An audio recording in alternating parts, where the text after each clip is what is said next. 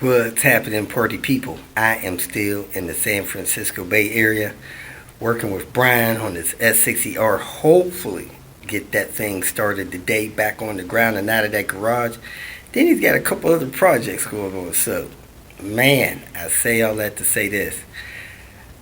I just don't know how much stuff I'm going to be dealing with when I get to somebody's location. So I'm still getting messages. Hey, Robert, when you going to be at my location? Man, I really don't know. I just don't. When I get somewhere, somebody throws what they want me to do at me. If it's something that I'm very familiar with, I can do it in a reasonable amount of time. If it's something I've never done before, I got to do my best to make sure I don't break stuff. So it may take me a little longer. I'm mostly able to accomplish things probably close to book time. Some of these projects you guys been waiting for years, it takes time doing that stuff. For me, I'm not Will. We'll get that stuff ripped out in no time, man. It takes me a little time. So they got to be patient. Takes time, get the stuff done. Try to get it done right. Try not to break stuff. And take care of other things along the way that other people may have broken or that's broke. It's just time consuming. So I'm not moving along as quick as I wish I would. So there are people that contacted me before I even left Ohio, hadn't seen me yet. I'm kind of considering looking at my schedule, finding those people that contacted me before I left Ohio and making a beeline to help them, and then double back for the rest of these guys that kind of jumped on the bandwagon after the fact. After the train was moving, they jumped on the train while it was moving. So I was a little bit concerned about Diane, seeing how she felt about being gone so long. We left home January 17th. I said, Diane, kind of put my feelers on her yesterday, and she said, "Oh man, where the heart is." I was like, huh? She said, "Oh man, where the heart is." I said, huh? She's good, man. She said, wherever I am, she's cool with that. She don't have no feelings about trying to get back to Ohio sooner. She's, hey, as long as we together, she can hang out as long as it takes. She's fine with that. So we're good. You guys escaped the bullet. She said, hey, I'm cool. We can keep cruising around and you can keep working on cars as long as you want to. So I glanced at the schedule. If one person keeps me a week, I got probably 40 weeks worth of traveling to do. I wouldn't be home New Year's. So probably not going to do that. We'll figure something out, try to get this thing on a rapid movement. But there are people that, man, I was supposed to help last spring. People like Cleve, and still got to get John's car done, and Chicago, supposed to do a manual swap with Sebastian.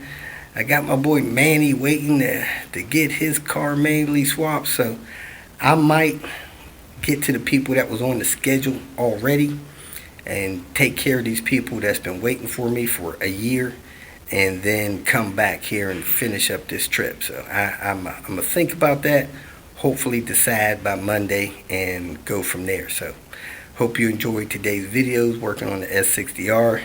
Got that thing a little closer. Hopefully had that thing running by lunchtime. We'll see. And keep this train moving. Choo-choo. Oh, tomorrow we're having that meet and greet in Santa Rosa. That's supposed to be from 5 to 8. And if you want to attend that and you don't already have the information, call or text me and I'll get that information to you. Before I forget, Julian needs about 55 more people to subscribe to his channel.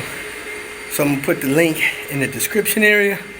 And if you guys would help me out and help him out so that he could get his 1,000 subscribers, we'd appreciate it. Thanks for watching. Welcome to Hanging Out with Robert. That's me. This video contains things that I encounter throughout the day. If for some reason I complete a task and you would like to see the details, you could click on the link in the description area below. This video also contains tips and tricks that I learned throughout the years. I plan on leaving this video accessible for about 30 days. After that, you can view it through my Patreon account. Thank you very much for watching. Kicked off the Tinker Day, washed down this subframe, sprayed it with some engine degreaser, hosed it down. Brian said he ordered a new hose that goes back to the rack, so that should be in here shortly. Maybe overnighted that thing, but got that cleaned up a lot. Reset the timing on this other engine. We noticed when we were checking the timing on that one, torquing down those flywheel bolts, that we discovered that the crank had moved on this thing, which threw the timing off on the cam. So I just reset the timing on that, got that clock back in. So now I'm going to put the cam sensors back on the back of this engine and then work on getting the clutch and pressure plate on that flywheel and try to get that transmission mounted on there. Picked up that bracket that we broke on the engine. I will mount that as soon as we get the transmission mounted, get that crank sensor put back in there. Picked up these scrub brushes to wash that subframe, but didn't realize it. Brian had a pressure washer, so used that pressure washer and a brush that he had. I'm gonna throw these back in the car for future use or just return them to the grocery store. Cut that little chunk out of the intake manifold gasket. Time to go put that intake manifold on. One of our pressure plate bolts was destroyed, so I'm gonna go find one in my car, get this thing mounted. Couldn't find my pressure plate bolts, and the bolts I do have are too long. They would stick through the part of the dual mass flywheel, so I need to cut one of these bolts or the part's not coming in till tomorrow.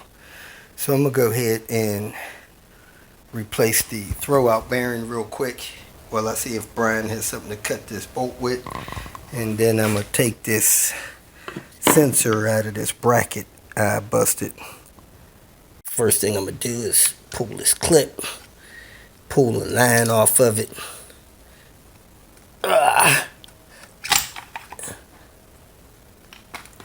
Then I'm gonna pull that bolt, slide it off, slide the new one on, put the clip back on the line and push it back on there. Cut off a bolt to put in the pressure plate, so I'm gonna go make sure that thread's in and get that pressure plate installed. High performance grease came in the clutch kit package. I guess it goes on the shaft. Next up, getting this timing sorted out. So I'm gonna take this stuff off the back, put this cam locking tool back on, get that crank back on the mark, and get this stuff set to put that hub on and go from there. Got the timing set up. The mark on the crank was really hard to find, but anyway, I got everything lined up. I need to put that cap in there. Come on the back, put this stuff on here. They got part numbers, and as this one says 346EX, that's exhaust, and it's keyed, so really hard to mess that up. Tighten these down, then put the sensors on. Intake and exhaust sensors, just snug them down. They only go on one way because of the holes won't line up the other way. Make it easy. Alright, I'm gonna go ahead and put this transmission on here so that I can put this sensor bracket in here and keep moving forward. I'm gonna go ahead and put this high performance grease around that shaft and go slide that thing in there. Now I got a tip from one of my viewers. Gene said you put some kind of epoxy on that angle gear sleeve, make it last longer. So I'll talk to Brian about that. Almost got the transmission on. Got a guide pin stuck in the engine and a guide pin stuck in the transmission. One of them's got to go. Heated them both up. The one came out of the engine. The one didn't want to come out of the transmission, so that's fine with me. Let's rock and roll this transmission on. Got the transmission, made it to the engine. I got most of the bolts on that can be on and torqued. Getting ready to put this crank sensor stuff together. I mounted the crank sensor to the bracket, new bracket. Ready to screw that on there.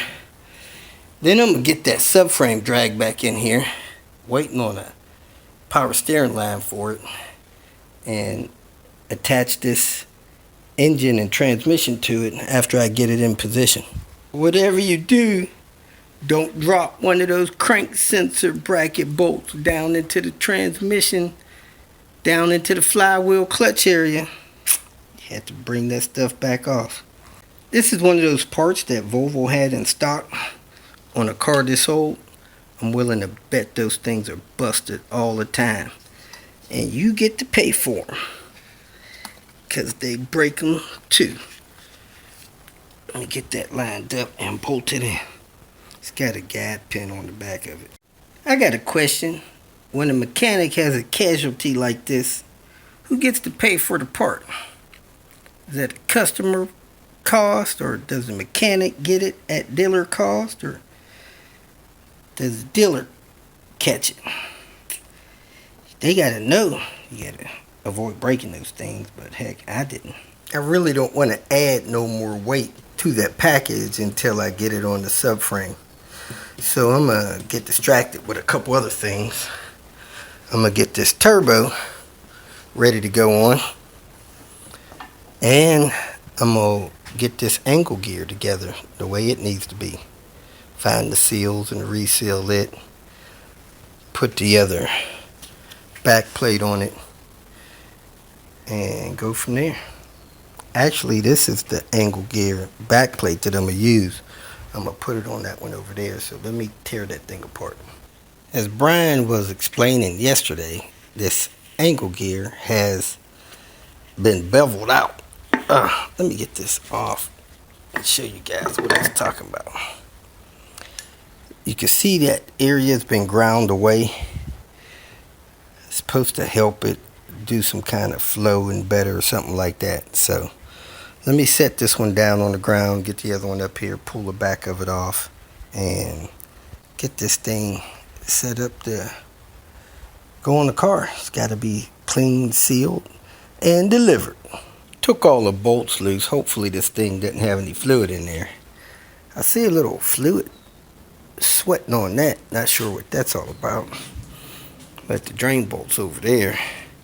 I'm going to see if the other angle gear, yeah, it has one of those too, but the other one's not wet on that one.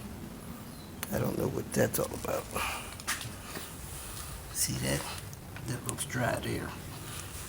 Even though it's not in focus, so I don't know. Had to check that out. Ask Brian what he thinks about that. Alrighty then, we're going to go with it was not drained. So, made a little bit of a mess here. So this is the one that was ground out. That's the one that has not been beveled. Let me find the seals that go around these input and output and get those things replaced. Drain this oil into something and move forward. The size of that seal is right there, but it's too small for me to read, and my camera won't come in focus for me to read it either. Let me try the back side of the camera.